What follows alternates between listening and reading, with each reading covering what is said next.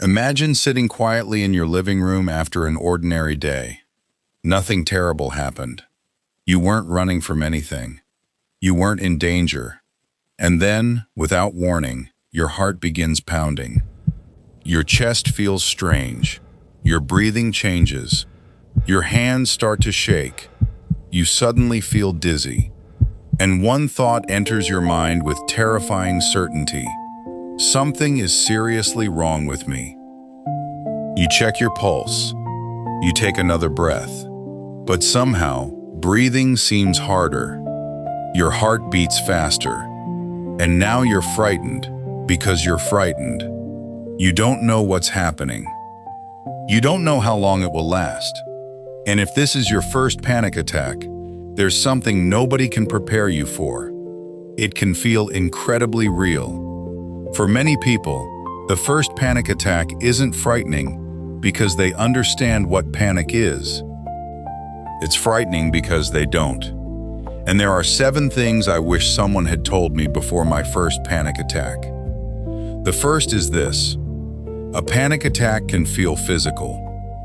You may experience a racing heart, sweating, trembling, dizziness, shortness of breath, nausea, chest discomfort, chills, or a feeling that something terrible is about to happen.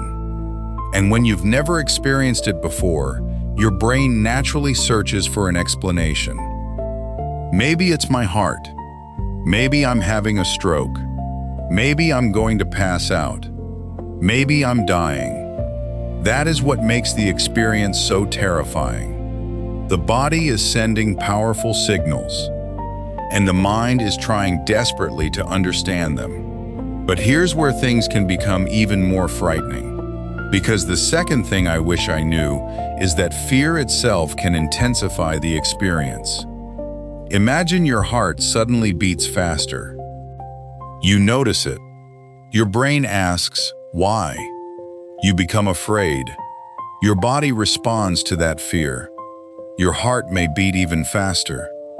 Your breathing changes. You notice more sensations. And now your brain has even more evidence that something must be wrong. It's a frightening feedback loop. A sensation creates fear. Fear creates more physical sensations. Those sensations create more fear.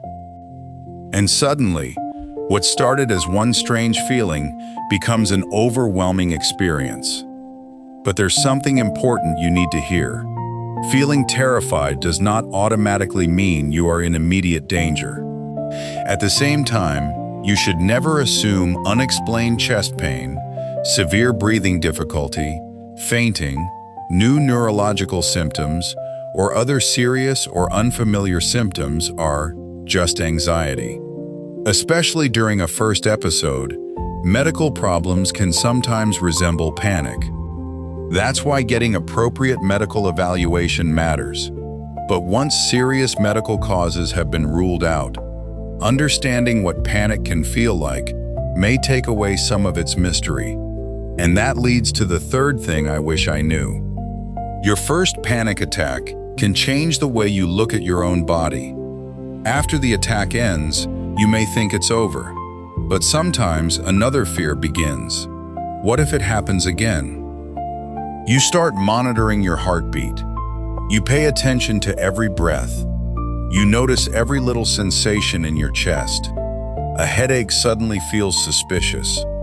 A moment of dizziness becomes frightening. Your body, which you once trusted without thinking about it, becomes something you constantly monitor. And then you discover something that can be even more exhausting than the original attack: the fear of another attack. This is where the fourth lesson becomes important. Avoidance can become a trap.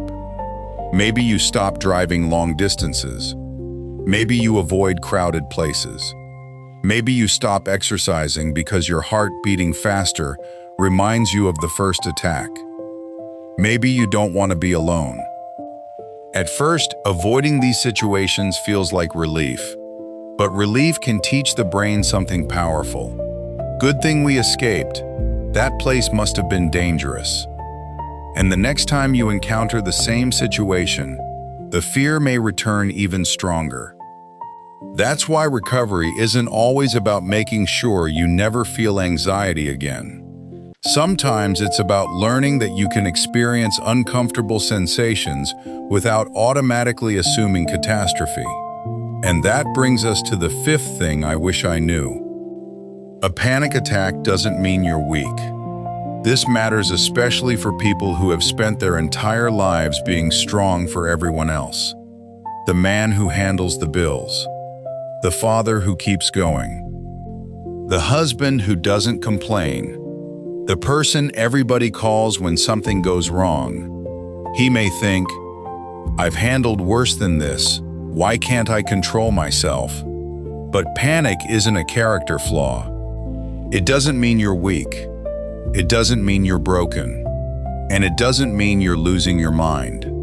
Your body's alarm system can become extremely sensitive. And when it does, the experience can be overwhelming. The sixth thing I wish I knew is perhaps the simplest. You don't have to solve your entire life while you're in the middle of a panic attack. When fear is at its highest, your mind may demand answers. What caused this? What if it happens again? What if something is seriously wrong? But you don't need to answer every question in that moment. Focus on staying safe. Remind yourself that you are experiencing something intense. Slow down rather than fighting desperately against every sensation. And if you're unsure whether your symptoms are panic or a medical emergency, seek appropriate medical help. You don't have to prove that you're strong by suffering silently. And then comes the seventh lesson. Panic attacks can be treated.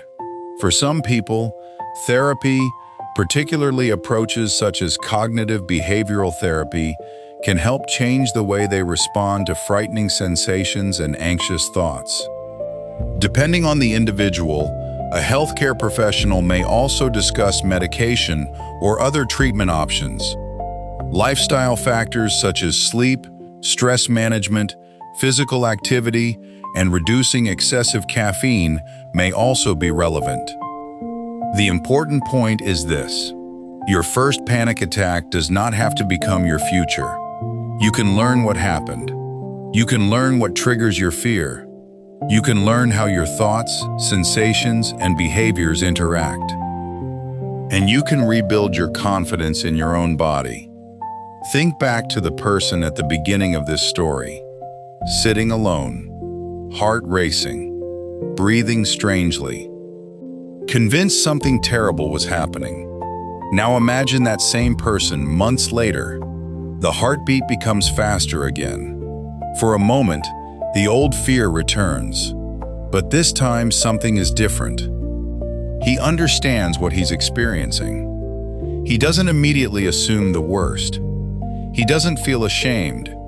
He doesn't believe he's weak, and he knows when it's appropriate to seek medical help. The sensation may still be uncomfortable, but it no longer has the same mystery. And sometimes, that understanding is where recovery begins. Because the most frightening part of a panic attack isn't always the physical sensation. Sometimes it's the story we tell ourselves about that sensation.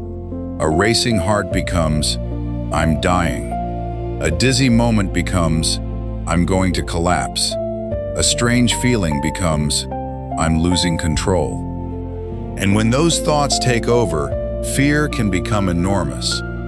But learning to understand panic can change the story. So if you've ever experienced a panic attack, remember this. You are not the only person who has been frightened by your own body. You are not weak because you experienced fear. And you don't have to face recurring panic alone. If your symptoms are new, severe, unusual, or concerning, get medical attention rather than trying to diagnose yourself. And if panic keeps returning or begins controlling where you go, what you do, or how you live, talk with a qualified healthcare professional. Because your life is bigger than the worst few minutes your nervous system has ever given you. And maybe that's the thing I wish someone had told me before my first panic attack. The first time you experience panic, it can feel like the end of your control, but it doesn't have to be. It can be the beginning of understanding yourself in a completely different way. And if you've ever had a panic attack, here's the question I want you to answer. What is the one thing you wish someone had told you before your first one? Your answer might help someone else who is experiencing that terrifying moment for the very first time. And if you want more stories that explain the hidden ways the mind and body can affect our lives, subscribe. Because sometimes, understanding what is happening inside you is the first step toward no longer being afraid of it.